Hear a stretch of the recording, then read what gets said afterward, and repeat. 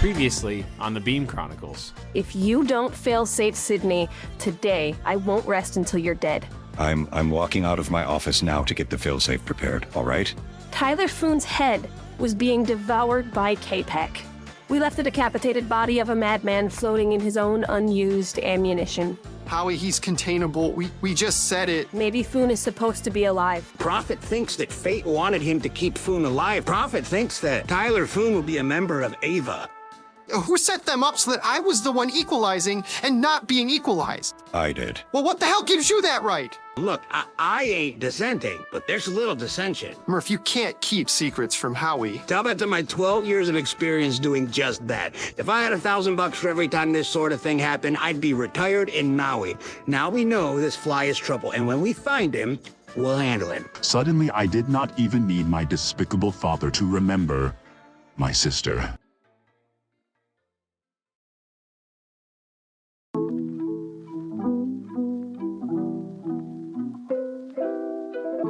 These are the Beam Chronicles, with your host, MJ Dooney. Book 1 Initiation, Chapter 23, Cidney Kovorski.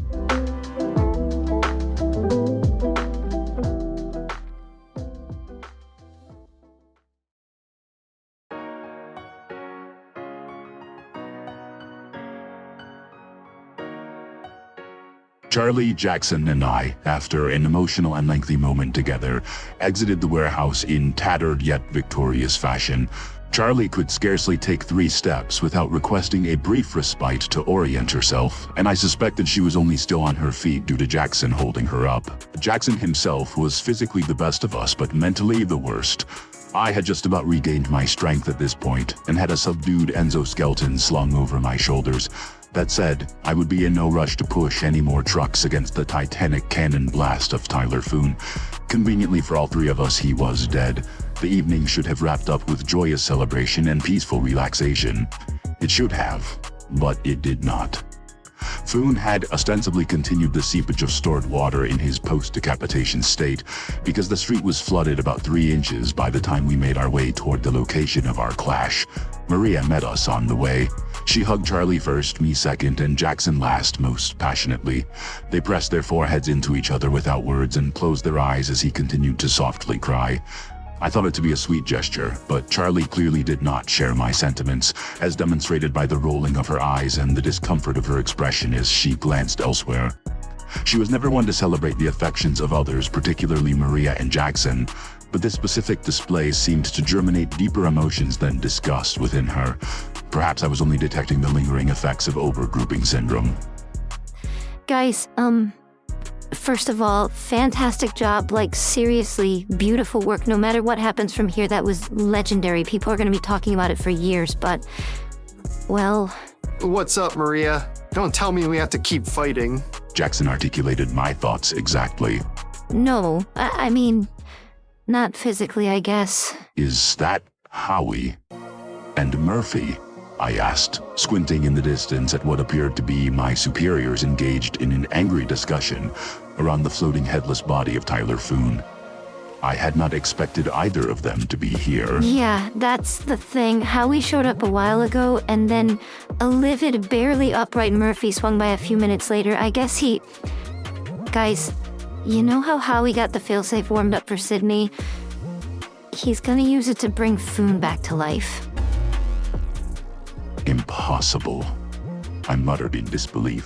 Fuck you. Not even Howie. Bullshit. I wish it were. And Murphy is giving it to him for it, like, way more than is healthy considering how bad he bumped his head and also who he's talking to. I didn't know what to do, but I think you guys should really get over there and voice your opinions, if for no other reason than for Murphy's well-being. It did not take more convincing than this. We briskly made our way toward the fracas and were just within earshot in time to hear the end of a patented Murphy tirade. If this is some kind of sadistic joke and you're waiting to see my reaction, well, here it is. You got it. Utter bewilderment, concussed or not. You can't honestly believe I'd sit idly by and allow you to... Howie ignored and interrupted Murphy, gesturing to us behind his back as we made our purposeful approach.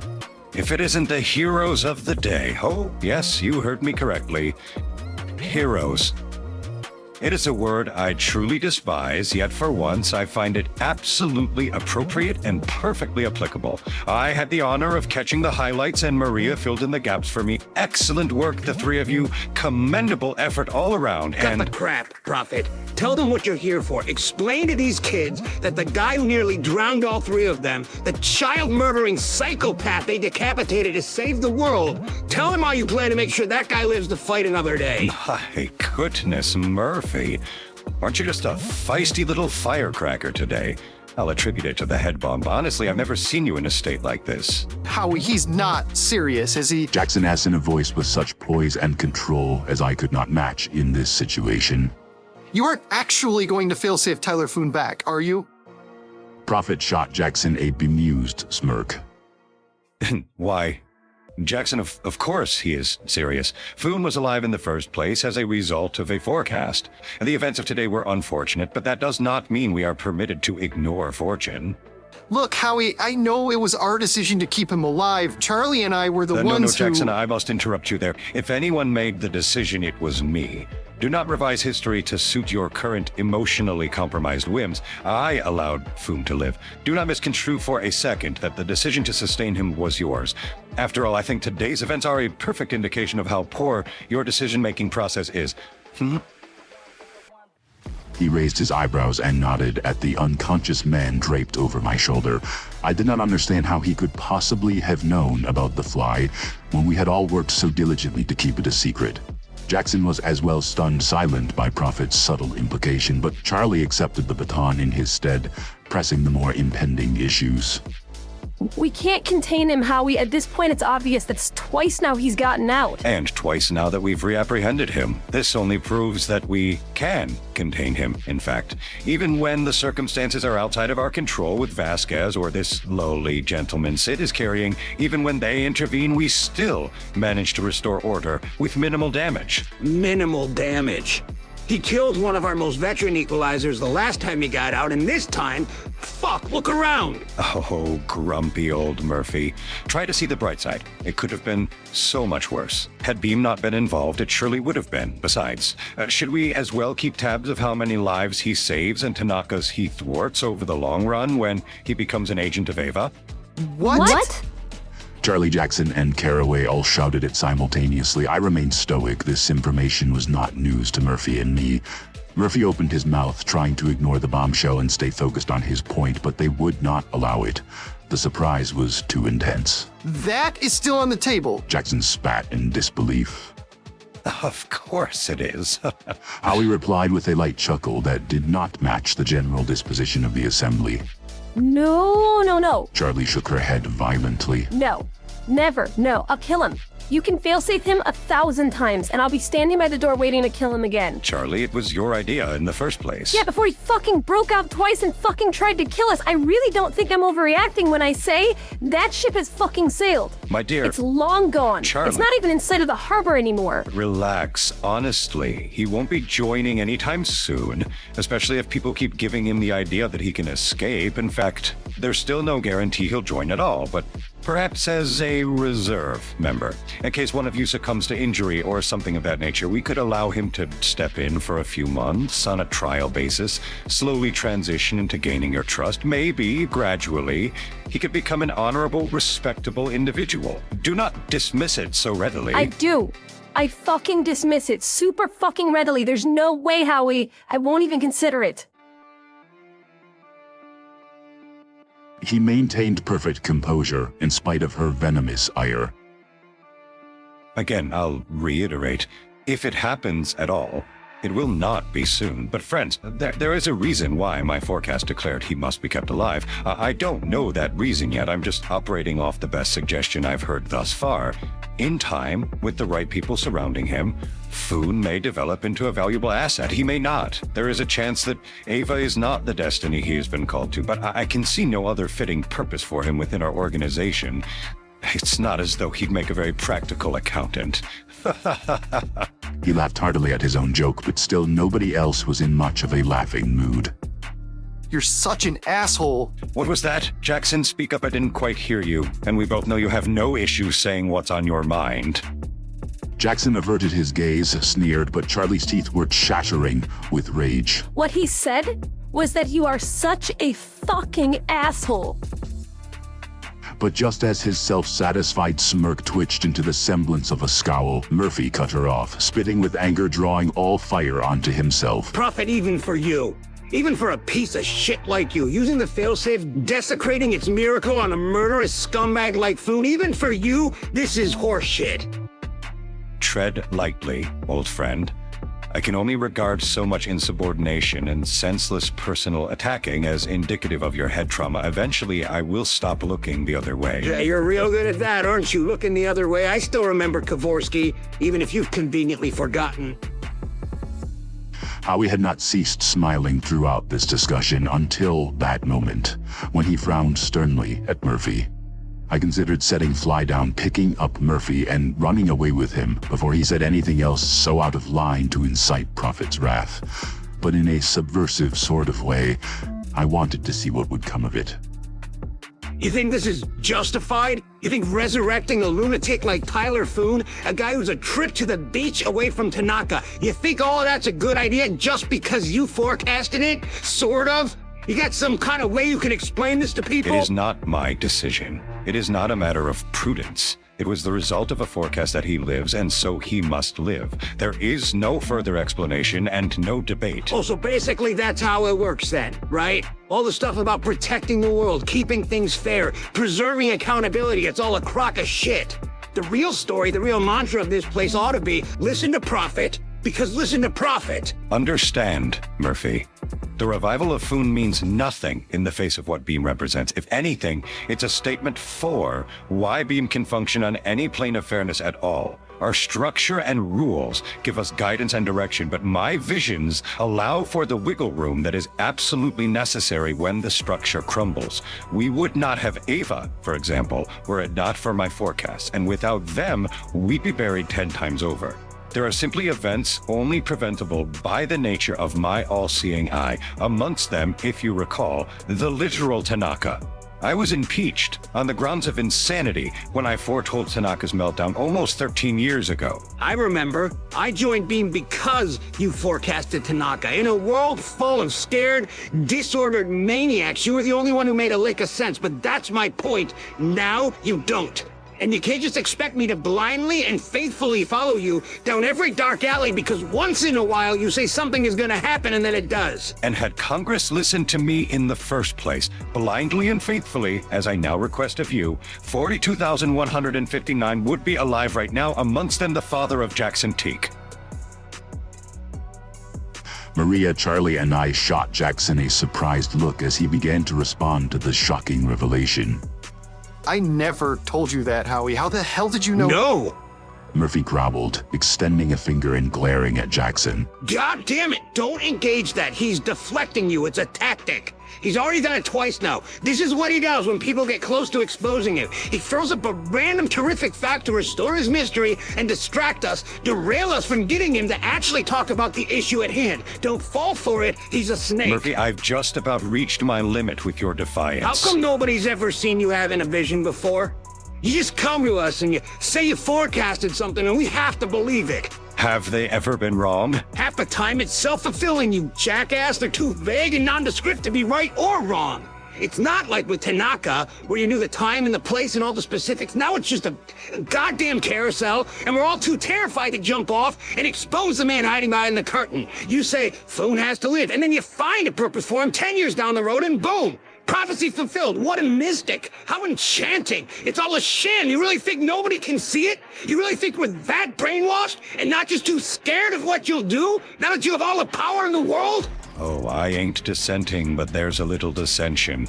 Is that the line you tried to feed me the first time Foon escaped? I've often wondered how an idiot like Vasquez possessed the strategic mindset to attempt to stage such a poignant protest on his own. You just sit there on your fucking throne of death and lies. Murphy persisted. ignoring his distracting accusations. Picking and choosing what suits your fancy for every individual case, and you tell everyone that your visions are outside of the realm of personal agenda, that it's merely fate and destiny playing out. You say it's not about you, yet in the same breath, it's always fall in line with what you say or we get punished for it. Kyler lives. It was forecasted. Accept it. Move on. You blow Mathis away, then try to kill Caraway for not murdering a harmless little girl because you told her to. Accept it and move on. I suddenly dropped Fly to the ground. Murphy paused to look at me, surprised and apologetic, like he had forgotten that I was there. Nobody had ever even tried to talk to me about that day. If he only knew the wounds he was tearing at just by mentioning it so cavalierly.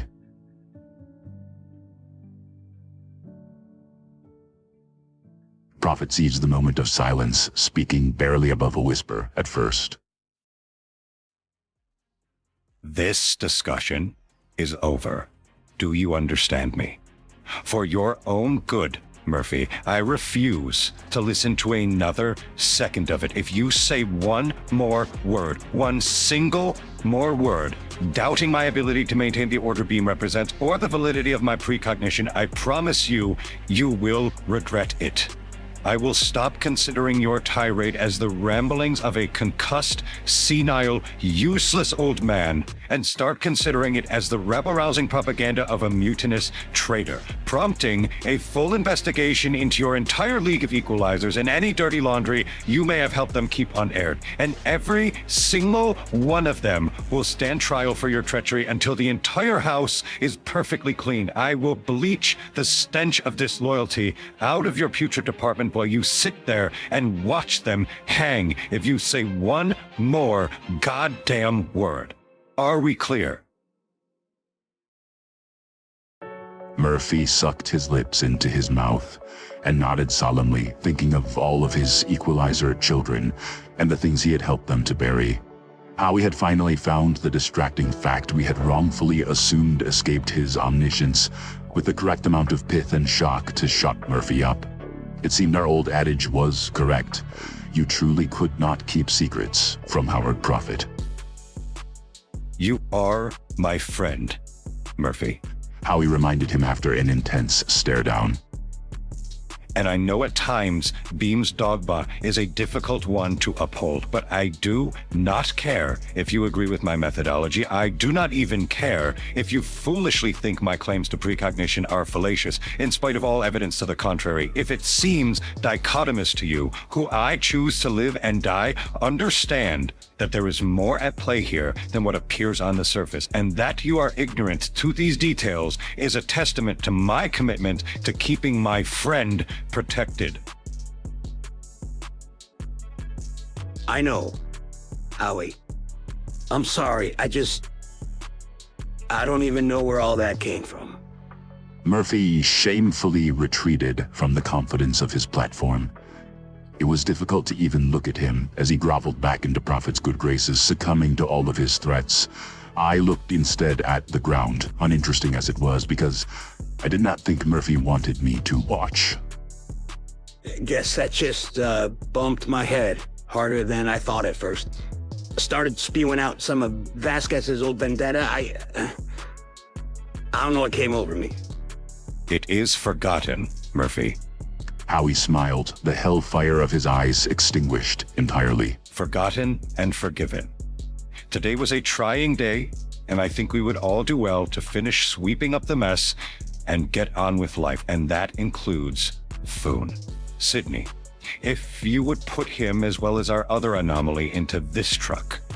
He pointed to the one behind his limousine. I will see to it personally that the one with his head gets sealed away in the dungeon.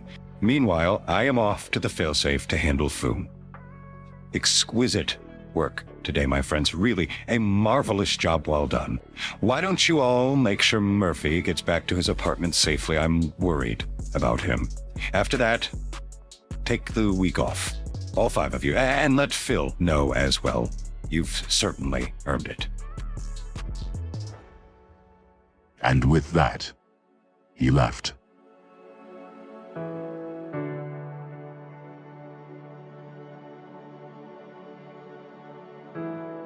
We had solemnly gathered in Murphy's apartment once we got back to HQ. Phil joined us shortly thereafter, expecting a boisterous celebration following a wildly successful bust of a wildly dangerous duo. But it seemed the new norm of our little clan was a downtrodden brooding after a big win. Even our victories felt like defeats. My brother quickly and accurately measured the mood of the room and joined me on Murphy's couch, softly as I could so as not to betray the tranquility of our group depression. I explained the events following our triumph, as the rest of the gang just sat around quietly in the remainder of Murphy's furniture. Only Charlie was off, sitting on the windowsill, never really keen to be a proper member of any gathering. I suppose for her peculiar case, this was the closest she came. His forecasts are real, Murphy.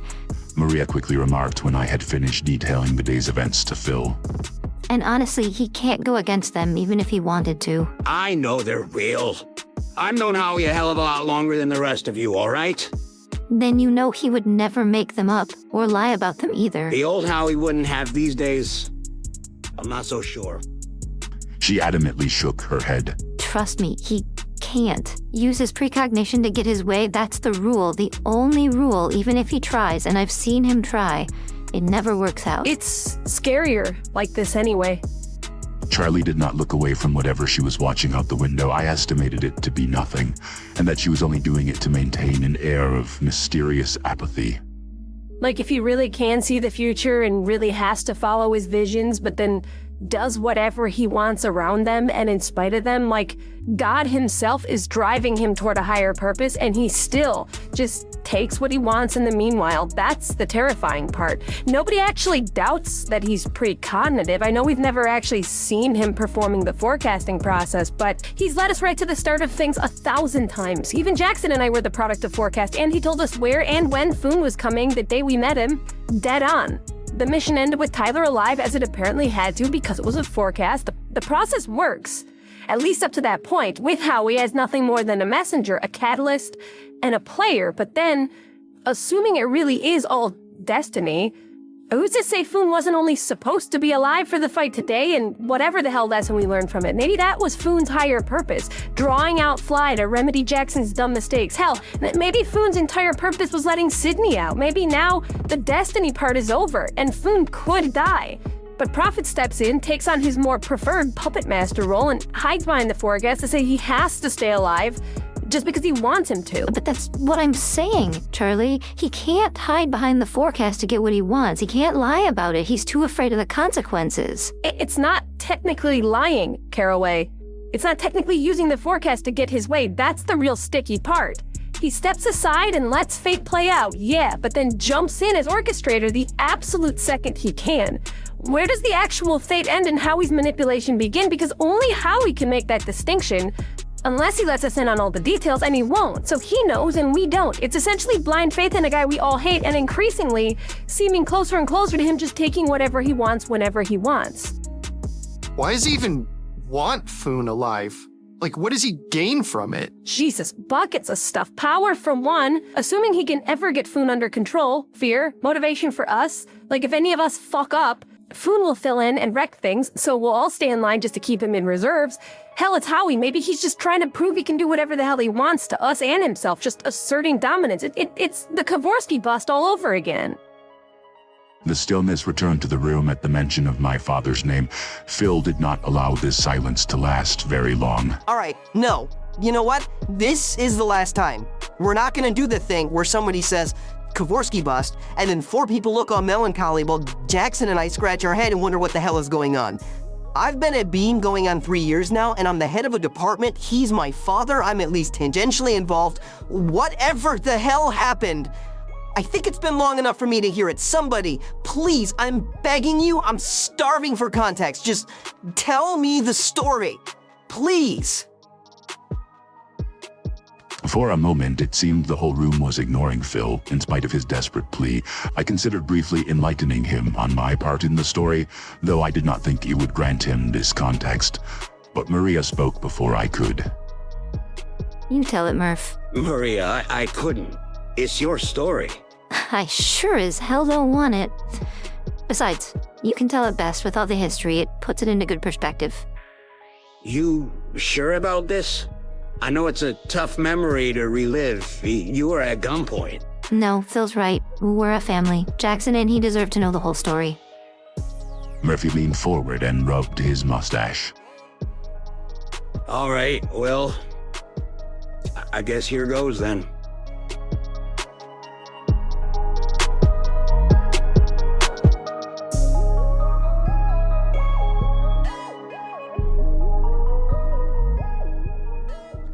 Thank you for listening to this episode of the Beam Chronicles, a fiction podcast written and produced by me, MJ Dooney. Next week, if all goes to plan, Chapter 24 will come out, and then the week after that, Chapter 25, and then that's a wrap for Book 1. If you've stuck it out with me thus far, thank you so much for your support. I truly am so grateful to have found this chance to share a story I've been sitting on for like 15 years. If you haven't already, a 5-star rating on whatever platform you're listening on would be lovely, as well as a follow or whatever on YouTube, TikTok, Instagram, Twitter. Just search for Beam Chronicles. As always, you can email me, beamchronicles@gmail.com, just to say hi or tell me whatever you want to tell me. And if you have any interest in drawing something for me, for money, I want to talk to you. Please send a message. All music and sound effects were sourced from the Epidemic Sound Library. Special thanks to Sergio Duarte for creating the cover art for this podcast. Thanks again, as always, for listening, and I'll see you next week.